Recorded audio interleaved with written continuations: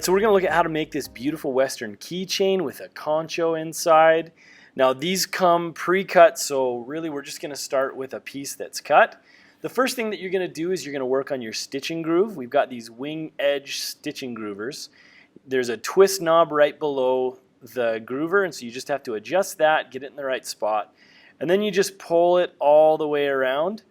As you're doing this, there should be a little bead of leather that will get cut out and come up through the top.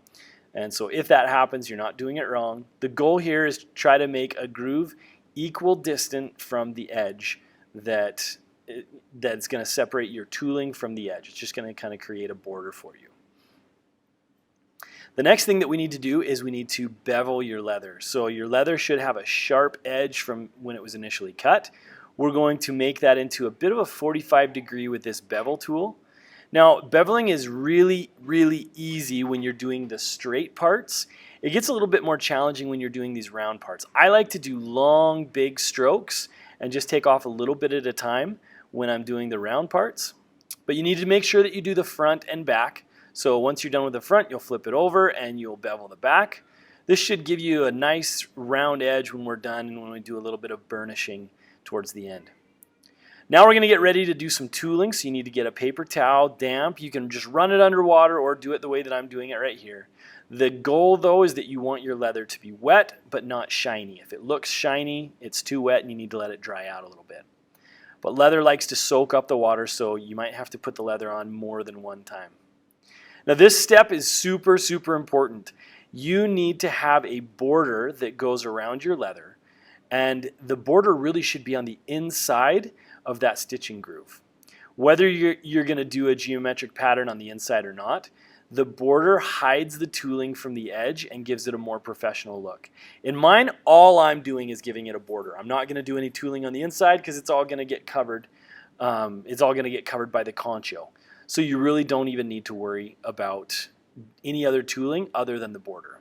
So I'll speed this up for you so you don't have to watch me do the whole thing. But essentially, what I'm doing right here is I'm just going to be doing the tooling all the way around. Once the tooling is done, we're going to start setting the concho. All right, so our next step is while the leather is wet, we're just going to take our concho and fit it into the center. And then I'm just going to push down with my fingers to create an impression where I need to make my hole. So my hole needs to be at least as big as that for it to fit through. Now I'm going to take the screw that came with my concho and I'm going to do the same thing. I'm going to set it where I want it and I'm going to push down to make an impression so I know where I want to be punching my hole. Now this part's really important. You need to make sure that you put a mat down underneath your leather, in between your leather and the granite. So the mat makes it so that you're not going to dull the end of the punch. If you dull the end of the punch, it makes it really hard for everyone else that tries to punch a hole after you. So take care of our material and it'll take care of you.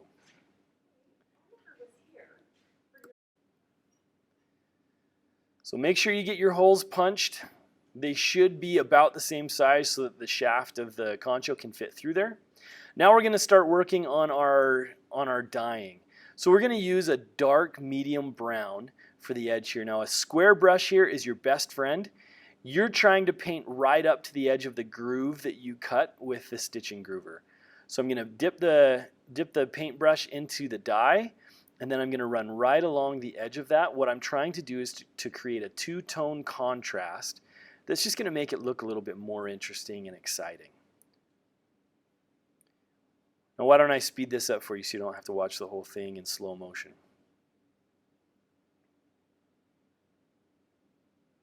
Okay, so now I'm going to give the edges a little bit more attention, and I'm going to completely dye the back. And I'm just going to make sure that all of those areas are covered. Please make sure that you don't turn it upside down with your dye still wet because you'll get it on the front of your piece. Now I'm going to take saddle tan and I'm going to really work on getting it down into the cracks. I don't need to do the whole thing at one time, but right now I'm just trying to make sure I get lots and lots and lots of that pigment down into those cracks. And then I'm going to take a wet paper towel and I'm going to wipe it off. What that does is it makes it so that it's really dark in the cracks, but then the surface looks a little bit more weathered. This is what the process is called antiquing. So this is a gel antique, and it makes it so that our tooling stands out a little bit more and just looks really nice and clean. And now what we're going to do is we're going to use this gum Trangasath, and I'm going to just rub it all over the edge for maybe about a quarter of the piece, and then I'm going to use the drill and the burnishing wheel, and I'm just going to run that over the spot that I put the gum Trangasath on. What this does is it helps to seal the fibers and gives us a finished look, so that as you're using this, it's not going to have all the little fragments of the leather that are going to start poking out and looking ratty. So it just keeps it looking clean. It's important that you do this step after. It's important that you do this step after you do your dyeing, because it will affect the ability for the dye to get in. The other thing that we need to do is we need to do this on the back, and there's just a little plastic piece that you can rub on the back to burnish that as well.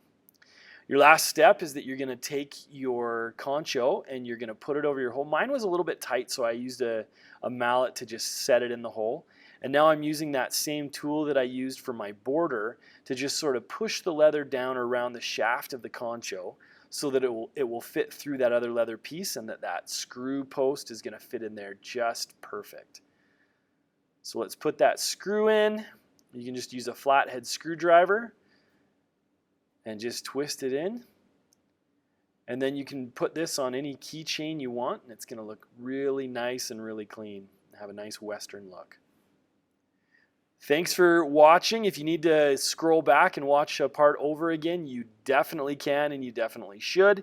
Make sure that you follow all the steps, and you'll end up with a great product just like this.